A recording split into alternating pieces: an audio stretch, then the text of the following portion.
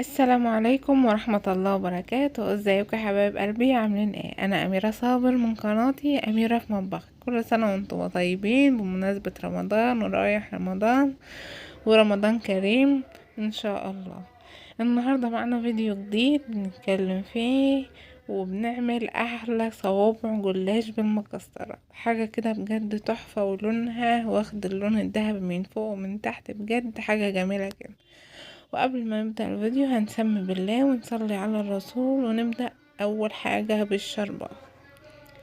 هنا معانا حلة على النار، هنحط كوباية سكر عليها كوباية مية، وهنقلبهم كويس قوي من على النار علشان السكر بتاعك ما يكرمش منك ويسكر. يعني انت هتقلبهم لحد ما السكر بتاعنا يدوب.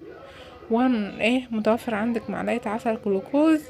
متوفر. مش متوفر عندك عادي، ولو عندك سيرب او شربات معمول قبل كده وعايزه تضيفيها عليه عادي.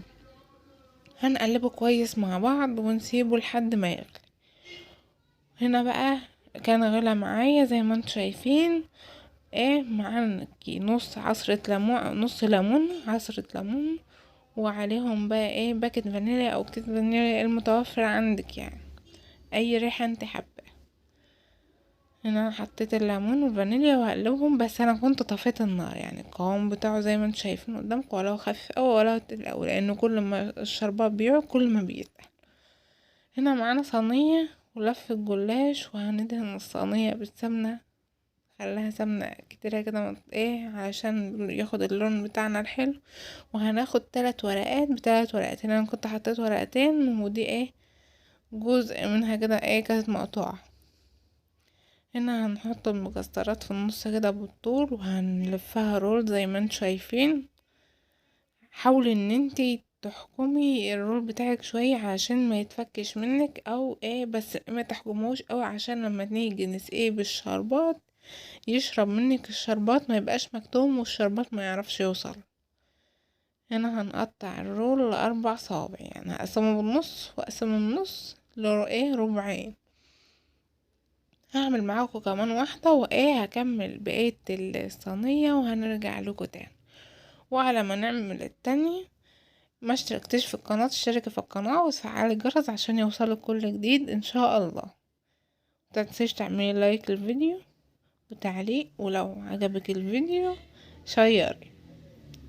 هنا هو لفينا رول كمان وهنقطعها 4 صوابع، يعني يعني خليهم يكونوا متساويين لحد ممكن، يعني ولفيه كويس عشان ما يبقاش مفكوك منك. انا جت واحده مني مفكوكه بس ما كانش شكلها ظريف، بس الباقي كان جميل فما دققتش فيها. هنا الف بقيه الكميه وارجع لكم تاني. هنا انا كنت لفيت بقيه صينيه، ومعانا نص كوبايه سمنه. دول اكتر من النص كوبايه، بس انا مش هحط غير نص كوبايه سمنه بس، لان نص كيلو جلاش، يعني دون نص كيلو. هنا هو انا سقيته بالسمنه، وحاول ان انت تغطي وش الجلاش كله، وهترفعيه على النار درجه حرارة عاليه، هيشمع من تحت متوسطه يعني، هيشمع من تحت هتشغل الشوايه ياخد لون من فوق. هنا بقى انا جبت صينيه تانية تكون محكومه شويه عشان لما اجي اسقي بالشربات ما يفرطش في الصينيه منها واسعه، ما يشربش منك شربات حلو. هنا انا جبت صينيه ضيقه شويه ونقلته زي ما انتوا شايفين في الصينية علشان اعرف اسقيه بالشربات واعرف انقله يعني انا حطيت حبة تحت وحبة فوق هقلبه، يعني هشيل من تحت الاول واحط في شربات هينزل في الصينية، هنحطه تاني تحت عشان كله يبقى شارب شربات. هنا زي ما انتوا شايفين اهو انا بشرب الجلاش بتاعي كويس قوي. عمر الشربات ما هيسكر منك طالما بعد ما غلي على طول حطينا عليه وطفينا على النار، حطينا على نص عصرة ليمون والفانيليا بتاعته، هيدي ريحة وطعم حاجة جميلة.